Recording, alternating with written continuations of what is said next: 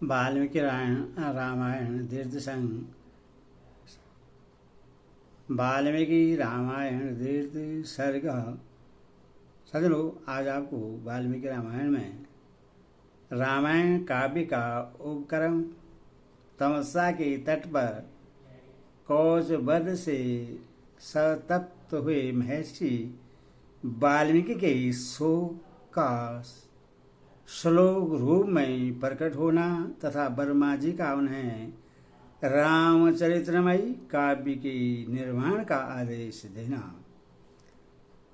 यह कथा आपको सुनाऊंगा। सज्जनों, उसको ध्यानपूर्वक सुने और इस चैनल को लाइक करें, सब्सक्राइब जरूर करें।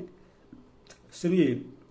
देवर्षि नारद जी के उपयुक्त वचन सुनकर वाणी विशारद धर्मात्मा ऋषि वाल्मीकि ने अपने शिशु सहित उन महामुनि का पूजन किया।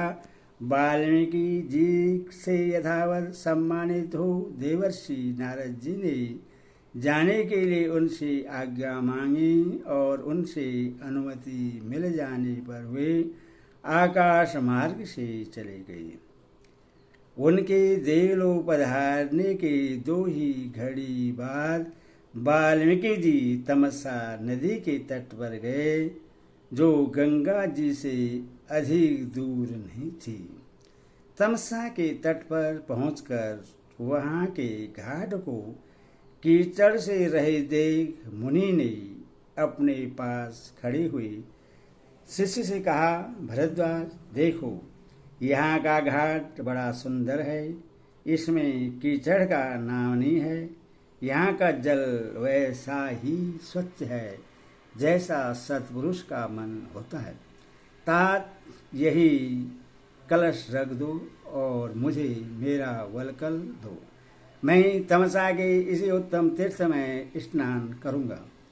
महात्मा वाल्मीकि के ऐसा कहने पर नियम प्राण शिष्य भरद्वाज ने अपने गुरु मुनिवर वाल्मीकि को वलकल वस्त्र दिया। शिष्य के हाथ से वलकल लेकर वे जितेंद्रीय मुनि वहां के विशाल वन की शोभा देखते हुए सब ओर विचरने लगे।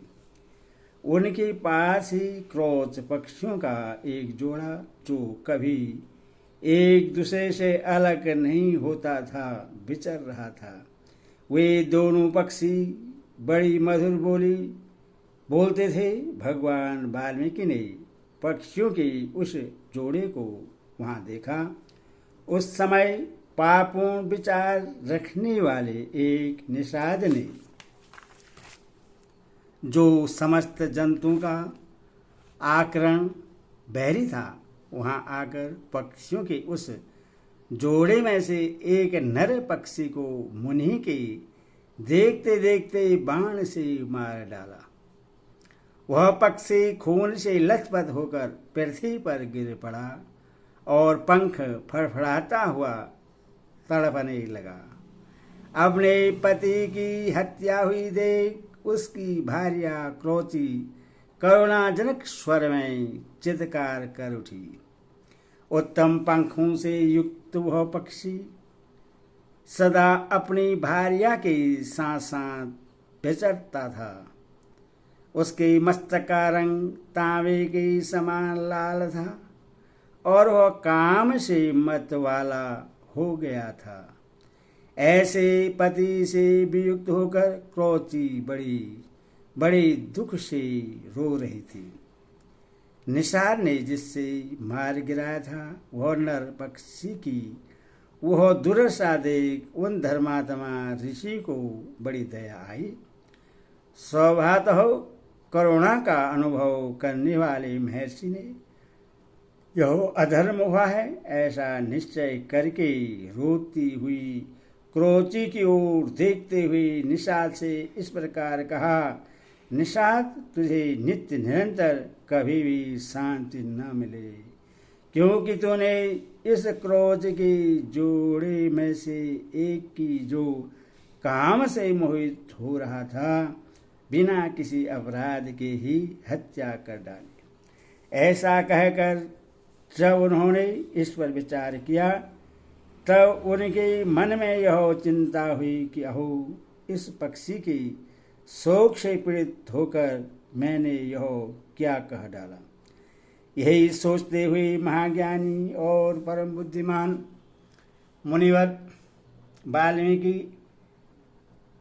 एक निश्चय पर पहुंच गए और अपने शिष्य से इस प्रकार बोले, तात, शोक से पीड़ित हुए मेरे मुख से जो वाक्य निकल पड़ा है यह 4 चरणों में आबद्ध है।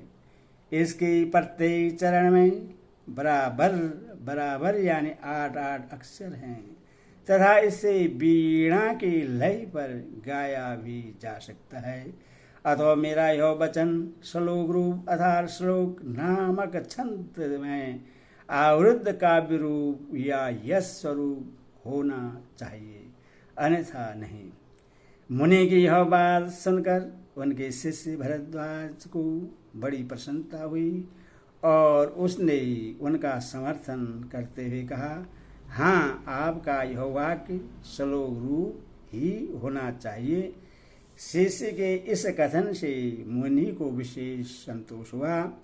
तत्पश्चात उन्होंने उत्तम तीर्थ में विधिपूर्वक स्नान किया और उसी विषय का विचार करते हुए वे आश्रम की ओर लौट पड़े।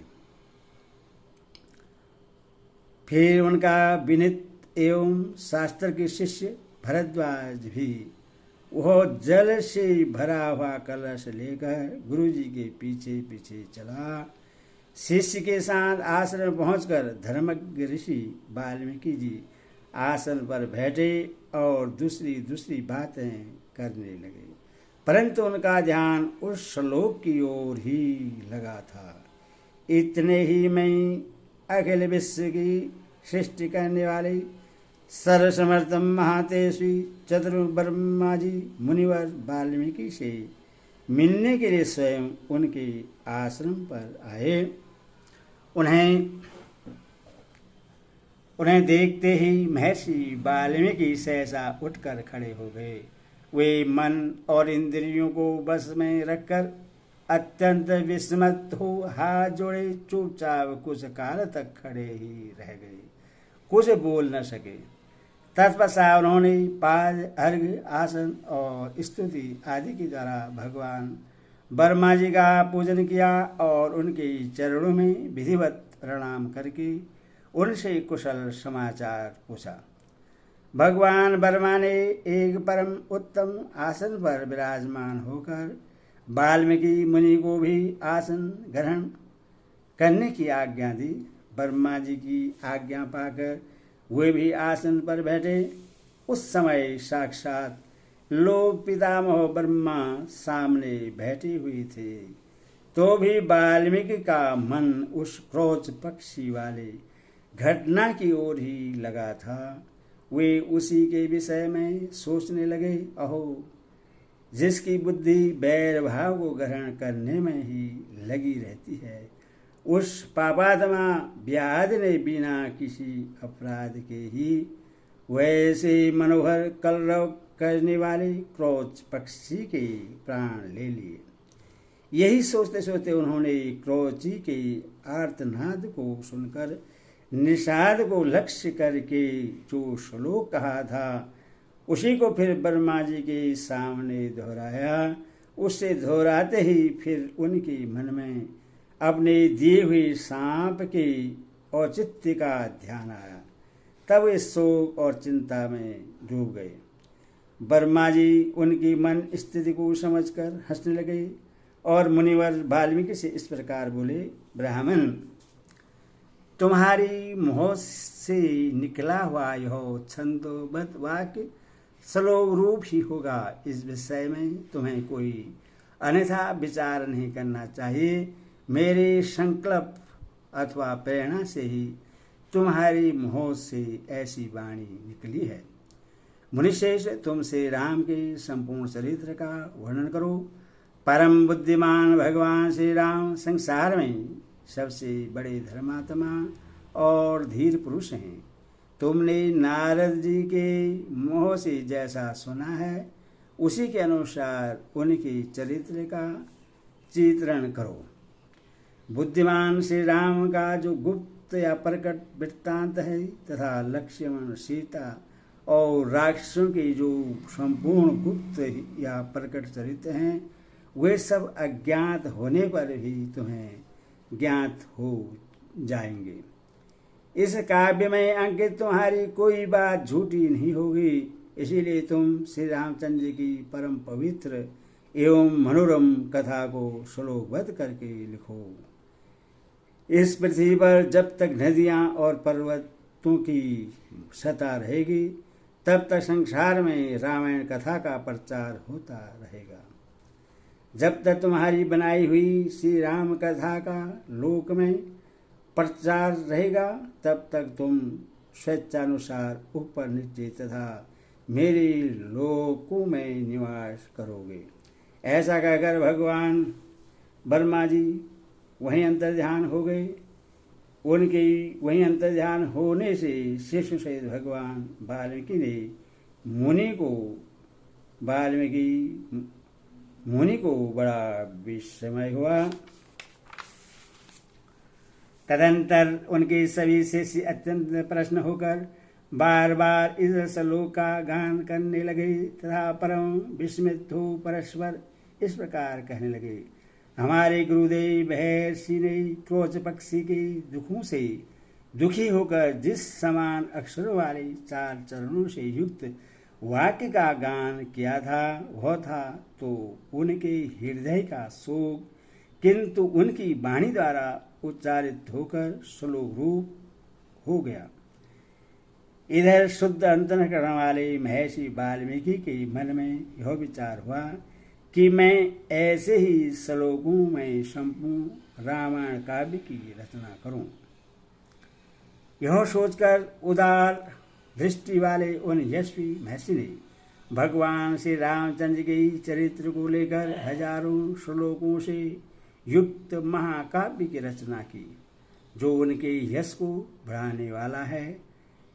इसमें श्री राम के उद्धार चरित्रों का प्रतिपादन करने वाले मनोहर पदों का प्रयोग किया गया है। महर्षि वाल्मीकि के बनाए हुए इस काव्य में तत्पुरुष आदि समासों, दीर्घ गुण आदि संधियों और प्रकृति प्रयत के संबंध का यथा योग्य निर्वाह हुआ है। इसकी रचना में समता, पदत्व, परकर्ष आदि दोषों का अभाव है। पदों में माधुर्य है और अर्थ में प्रसाद गुण की अधिकता है। भावजनों इस प्रकार शास्त्रीय पद्धति के अनुरूप बने हुए इस रघुवर चरित्र और रावण वध के प्रसंग को ध्यान देकर सुनो। इस प्रकार वाल्मीकि निमित्त आश्रधारी आदि काव्य बालकांड में दूसरा सर्ग पूरा हुआ। बोले श्री रामचंद्र की जय।